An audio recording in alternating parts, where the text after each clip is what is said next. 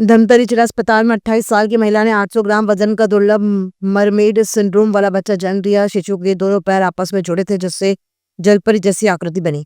जन्म के 3 घंटे बाद शिशु की मौत हो गई। ये छत्तीसगढ़ का पहला, भारत का दूसरा, दुनिया का 300वां मामला माना जा रहा है। डॉक्टर रागिनी सिंह ठाकुर के अनुसार शिशु के ऊपर का हिस्सा सामान्य था, लेकिन रीढ़ की हड्डी से नीचे पैर जुड़े थे। ऐसे मामलों में अधिकांश शिशु जन्म के तुरंत बाद ही नहीं जीवित रहते। असामान्य विकास के पीछे पोषण की कमी, पर्यावरणीय कारण या मात्र मधुमेह जोखिम बढ़ा सकते हैं। कल हमारे पास एक महिला आई थी जो एक समस्या के साथ आई कि उसके गर्भ के आसपास, गर्भ में जो बच्चा है, बच्चे के आसपास पानी ख़त्म हो गया है। तो इस वजह से हम लोग को डिलीवरी उनका प्लान करना पड़ा, बिकॉज़ पानी बिल्कुल ज़ीरो था, बिल्कुल नहीं था। डिलीवरी के बाद जब हमने देखा कि जब बच्चा बाहर आया तो उसको एक अनेमलस पाया, जो कि मरमेड सिंड्रोम और साइरोनोमेलिया कहलाता है। इसमें बच्चे का लोअर एंड, लोअर लिम्ब दोनों साइड फ्यूज होता है और बिल्कुल वो मरमेड्स टेल की तरह विजिबल होता है। इस वजह से इसको मरमेड सिंड्रोम बोलते हैं। ये एक बहुत ही रेयर बर्थ डिफेक्ट है। अराउंड 1 लाख लाइव बर्थ में एक बच्चे को ये मिलता है। जो वर्ल्ड वाइड इंसिडेंस है ये around 1 in 1 lakh live birth है। इसका कोई अभी तक क्लियर कारण नहीं पता चला है, कोई ऐसा रिस्क फैक्टर नहीं है। हम ऐसा नहीं कह सकते कि पेरेंट्स ने ये काम किया होगा इसकी वजह से हो गया, बट कुछ ऐसे रिस्क फैक्टर्स हैं जैसे मैटरनल डायबिटीज़ या फिर टेराटोजेन एक्सपोजर, जैसे बर्थ टॉक्सिन्स होते हैं, कुछ दवाइयाँ होती हैं जो टेराटोजेनिक होती हैं।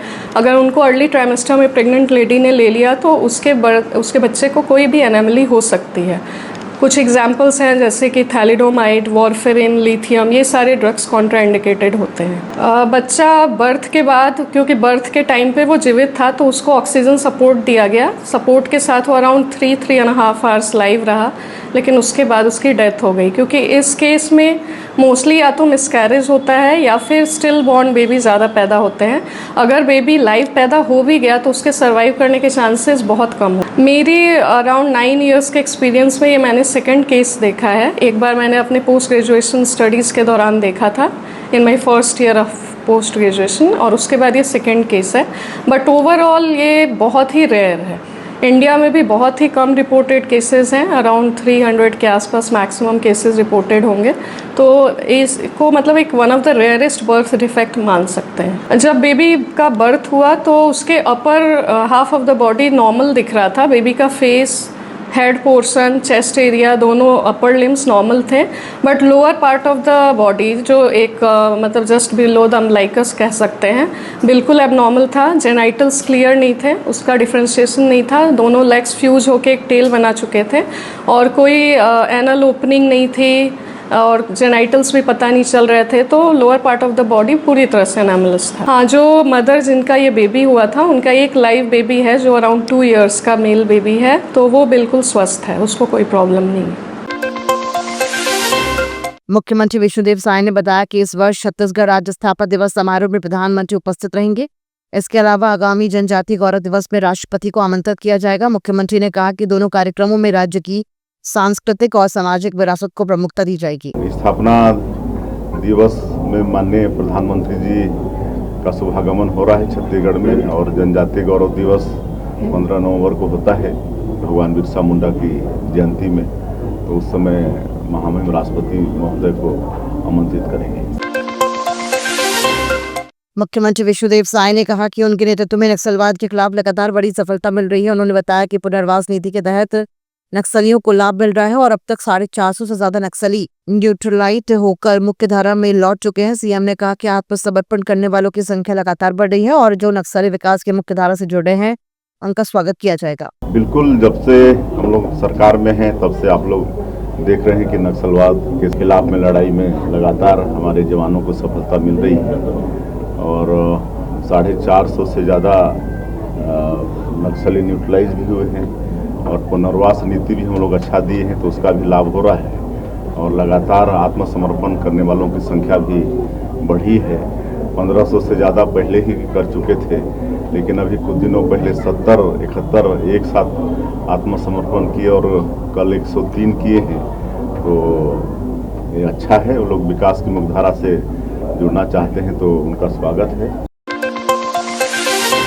मुख्यमंत्री विष्णुदेव साय ने बताया कि प्रदेश की स्व सहायता समूह की महिलाओं को उनके बनाए उत्पाद ऑनलाइन बेचने के लिए कार्यशाला आयोजित की गई।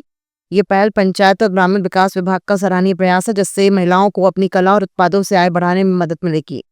देखिए, आज पंचायत ग्रामीण विकास विभाग का एक अच्छा प्रयास है कि यहाँ पर फ्लिपकार्ट के हमारे अधिकारी आए हैं और यहाँ पर प्रदेश भर की हमारी महिला स्व सहायता समूह की बहनें आई हैं, जिसमें अधिकांश लखपति बन चुकी हैं और करोड़पति बनने की ओर प्रयासरत हैं और उनको और अच्छा मार्केट मिले और मोबाइल के माध्यम से अपने सामानों को बेच पाएँ, इसलिए आज फ्लिपकार्ट का यहाँ पर कार्यशाला है और उसको ठीक से सब सीखेंगी समझेंगी तो और अच्छा उनको मार्केट मिलेगा। कहीं कि कोई भी बिजनेस में और विशेषकर ग्रामीण क्षेत्र में छोटे बिजनेस में मार्केट नहीं मिलने से वो फेल हो जाता है, लेकिन अब हमको लगता है कि ये कार्यशाला का काफ़ी कारगर होगा। EMS टीवी आपका भरोसेमंद न्यूज नेटवर्क। यहाँ आपको मिलेगी हर बड़ी खबर हिंदी के साथ साथ अब इंग्लिश में भी। नेशनल, इंटरनेशनल और मध्य प्रदेश की हर बड़ी खबर लाइक करें, सब्सक्राइब करें और ज्यादा से ज्यादा शेयर करें और बने रहें हर बड़ी खबर के साथ। EMS TV, English first and fast. केंद्रीय गृह मंत्री के छत्तीसगढ़ दौरे से पहले छत्तीसगढ़ PCC चीफ दीपक बैज ने नक्सलियों के हालिया आत्मसमर्पण को लेकर सरकार पर सवाल उठाए। उन्होंने कहा कि पिछले 2-3 दिन से हो रहे आत्मसमर्पण को सरकार इवेंट की तरह पेश कर रही है। बैज ने मांग की है कि सरकार 103 नक्सलियों का पूरा प्रोफाइल जनता के सामने जारी करे। उन्होंने भाजपा शासनकाल में हुए कथित फर्जी सरेंडर और निर्दोष आदिवासियों की गिरफ्तारी को याद दिलाते हुए कहा कि 2016 में नक्सलवाद खत्म करने की डेडलाइन दी गई थी। अब ये सवाल उठता है कि क्या 2026 तक नक्सलवाद खत्म होगा। उन्होंने कहा कि केंद्रीय गृह मंत्री को से ये स्पष्ट करना चाहिए कि क्या वे नक्सलवाद समाप्त होने की गारंटी देंगे। अभी तो थोड़ा सा इंतजार करना चाहिए। देखिए, भारतीय जनता पार्टी का ना कोई सिर है ना कोई पैर है। यही गृह मंत्री 2014 से गृह मंत्री है, यही तो बोल रहे 2016, 18, 20, 22, 24, अब 26 हो गया। अमित शाह जी को एक बार पूछ के देख लीजिए आप, अगर आप लोगों में थोड़ा सा हिम्मत होगा तो जरूर पूछ लीजिए, है नहीं कि आपने 2014 से नक्सलवाद को खत्म करने के लिए डेडलाइन देते आ रहे हैं।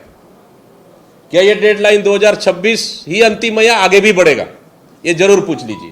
हाँ, लेकिन 2016 से ना 2016, 18, 20, 22, 24 और 26 इतने समय से डेडलाइन देते जा रहे हैं। कोई पहला डेडलाइन नहीं है उनका। लेकिन रेड कारपेट बिछाएंगे किनके लिए? और ये जरूर पूछिए कि नक्सलवाद खत्म होने के बाद ऐसा कौन सा, क्या ऐसा गारंटी है क्या? अमित शाह जी गारंटी देना चाहेंगे क्या कि बस्तर में खनिज संसाधन को निजी उद्योगपतियों को नहीं देंगे? ये सवाल भी जरूर पूछ लीजिए उससे, हमारी बस्तर की जनता की ओर से ये सवाल भी जरूर पूछ लीजिए। और नगरगार स्टील प्लांट NMDC चलाएगी या निजीकरण करेंगे, ये सवाल भी जरूर पूछ लीजिए उनसे। और एक सवाल जाते जाते जरूर पूछ लीजिए कि बस्तर के खनिज संसाधन को निजी उद्योगपतियों को क्यों बेचा गया, ये भी जरूर पूछ लीजिए।